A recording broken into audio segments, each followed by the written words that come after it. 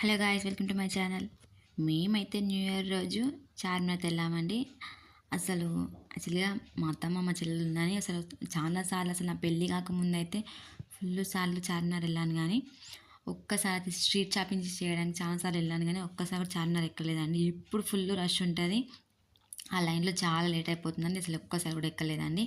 యాక్చువల్గా మొన్న new year రోజు ఇంకా మా అత్తమ్మ మా చెల్లి ఉన్నారని చార్మినార్ వెళ్ళామండి ఎక్కుదామని. ఫుల్ రష్ ఉండే అయినా కూడా వెళ్ళాము.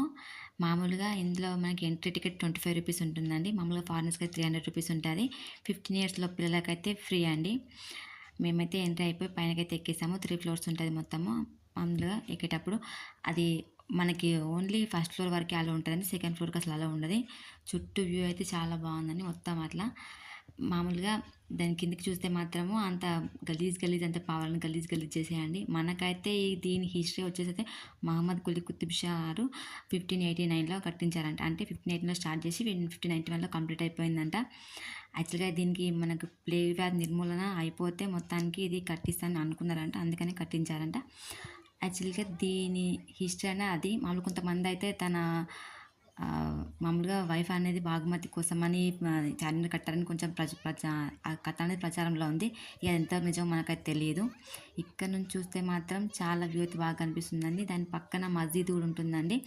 యాక్చువల్గా మస్జిద్ లోపలికి వెళ్ళాలంటే మనం మామూలుగా పైన దుప్పట్టా వేసుకుంటేనే వాళ్ళు అలో చేస్తారండి, లేకపోతే అలో చేయరు. ఒక మినార్ నుంచి ఎక్కడం, ఒక మినార్ నుంచి దిగడం అనేది ఉంటుందండి. అసలు ఎక్కడం అయితే లోపలైతే లైట్స్ ఉన్నాయి. అంతకుముందు మామూలుగా మా జిల్లాలో వెళ్ళినప్పుడు అయితే లైట్స్ కూడా లేవంట. మామూలుగా ఫోన్ లైట్తోనే అలా వెళ్ళేవారంట. ఇప్పుడైతే లైట్స్ మాత్రం ఉన్నాయండి.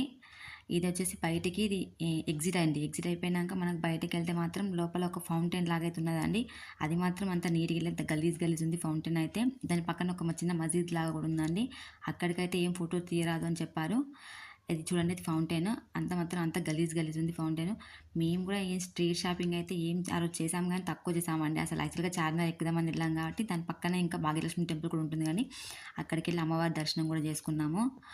అసలు దాని పక్కన చిన్నగా రేకుల షెడ్ లాగానే వేశారు అమ్మవారికి. కానీ చాలా ఫేమస్ ఇక్కడైతే ఎవ్రీ దివాళీకి మాత్రము వెండి కాయిన్స్ ఇస్తారండి. అసలు నాకైతే ఇది మొన్న తెలుసు. స్ట్రీట్ షాపింగ్ కూడా చేశానండి. నేనైతే ఒక శారీ అయితే తీసేసుకున్నాను, పేసిల్ శారీ. అది ఆన్లైన్లో చూసినప్పుడు దాని కాస్ట్ అయితే 1500 ఎబోనే ఉంది. కానీ మనకి మాత్రం అది నాకైతే రీజనబుల్ ప్రైస్లో వచ్చింది, 500 రూపీస్కి వచ్చింది. అందుకని తక్కువ ఉందని తీసేసుకున్నాను. Thank you for